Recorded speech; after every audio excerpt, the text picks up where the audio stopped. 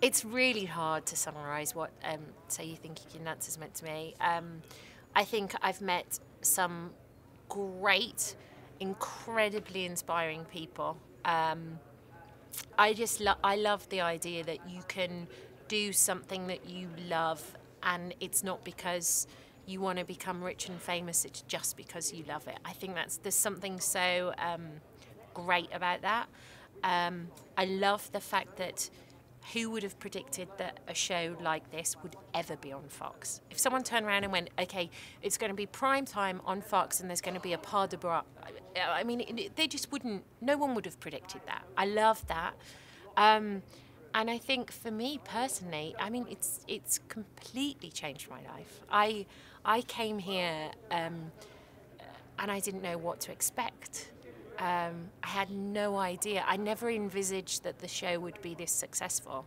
And it's completely changed my life. I came here, I had an adventure, I worked with tons of great people.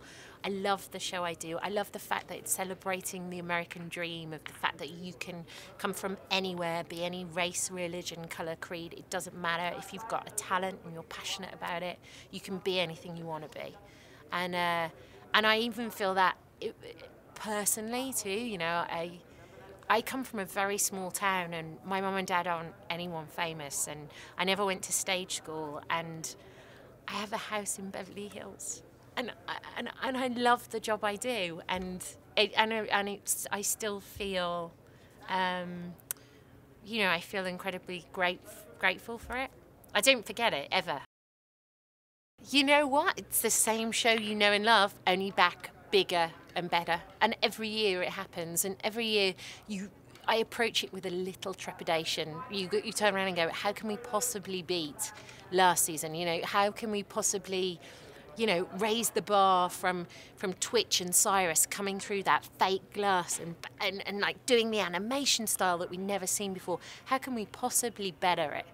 And yet somehow, because of everybody that works on the show and the talent of the dancers, every year the bar is raised. And so that's all I can say, is it's the same show you know and love, but bigger and better. The auditions so far for season 10 have been really exciting. I think because people are realising that they don't have to just stick to one genre. You can actually mix it all up, and I don't just mean in terms of the different styles of dance, but also in terms of the music as well. You could do a hip-hop routine to a piece of classical music, or you could do contemporary to kind of, you know, a super jazz number. It's up to you, and I think that's what the dancers have really learned, is they've got to do something different. You're right, it's season 10.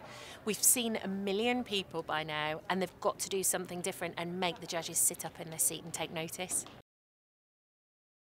I actually can't believe that So You Think You Can Dance is on for the 10th season. You know, when I first came here, however many years ago, I think it was probably about 7 now, because we doubled up 1 year.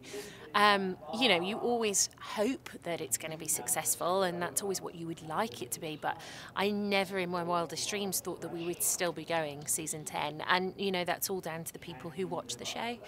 While they keep watching, we'll keep giving it to them, you know, and so it's all down to them, and thanks to them. I think what keeps the show fresh is, of course, the talent of the dancers, and of course they're amazingly talented, and they're very much a unique group of people. Dancers work harder than anybody that I ever know. They dance through injuries. They don't do it to become rich and famous. They do it because they can't imagine their life not dancing. So that's incredibly inspiring, I think, not just to me, but to people watching at home. It's a very pure form of doing something that they love so much.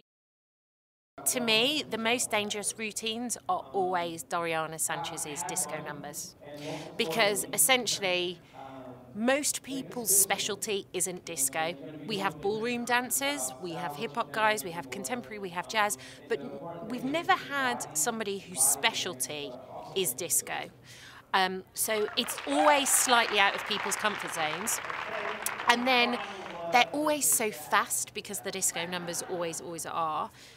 And then there's normally about 15 lifts that and they have to keep moving at the same time and spinning around. And it's that moment where it's two people who are together that maybe have only practiced, rehearsed for 6 hours. They're not normally partners, and we've put these two people together, and this guy is flinging this girl around, and he has to be there for her every step of the way, and she has to lift and pull up and do all of that. So those are always the most dangerous.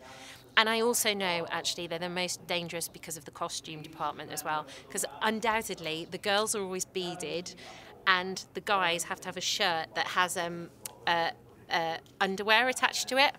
It chafes. It's dangerous.